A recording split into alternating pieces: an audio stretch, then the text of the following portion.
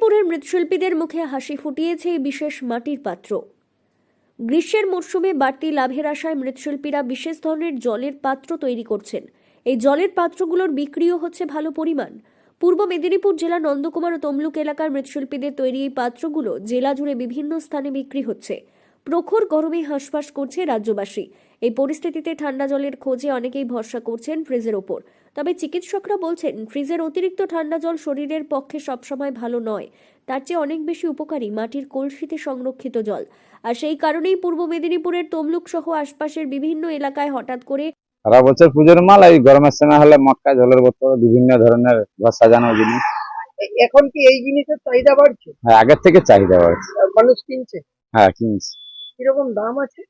ও মটকা যেটা বিক্রি করতেছি 150 টাকা থেকে এখন 500-600 টাকা অব্দি আছে, ডিজাইনের উপরে। মানে মালটা ফিনিশিং এর উপরে রেট। মানে মাটির এমনি যে বাড়তে শুরু করেছে মাটির কলসির চাহিদা। মাটির কলসি প্রাকৃতিক উপায়ে জল ঠান্ডা রাখে। কলসির গায়ে থাকা অতি ক্ষুদ্র ছিদ্রপথ দিয়ে সামান্য জল বাইরে বেরিয়ে বাষ্পীভবন ঘটিয়ে ভেতরের জলকে ঠান্ডা রাখে। এতে জল তার প্রাকৃতিক গুণাগুণও বজায় রাখে। ফ্রিজের অতিরিক্ত ঠান্ডা জল হজমের সমস্যা, গলা ব্যথার সমস্যা হয়। অন্যদিকে মাটির কলসির জল শরীরের স্বাভাবিক তাপমাত্রার কাছাকাছি থাকে, ফলে তা পান করলে শরীরের ভেতর থেকে ঠান্ডা হয়, হজম শক্তি বাড়ে এবং গ্রীষ্মের দাবদাহে স্বস্তি মেলে। তাই গরমে মাটির কলসির বা মাটির জলের কুজোর বিক্রি বাড়ছে।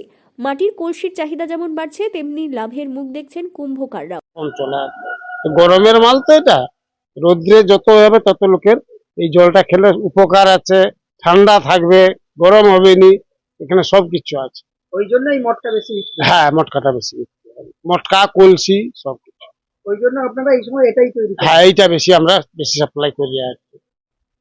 পূর্ব মেদিনীপুরের নন্দকুমার, তমলুক, ময়না সহ বিভিন্ন এলাকায় জাতীয় রাজ্য সড়কের ধারে বসে তারা কলসি বিক্রি করছেন।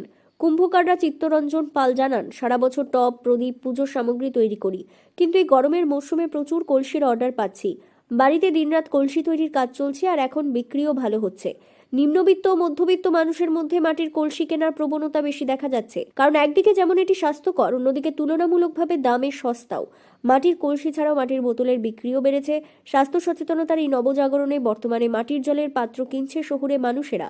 ফলস্বরূপ এই গ্রীষ্মকালে রোজগার বেড়েছে কুম্ভকারদের। পূর্ব মেদিনীপুর জেলার নন্দকুমার থেকে সৈকত শের রিপোর্ট, লোকাল 18 বাংলা।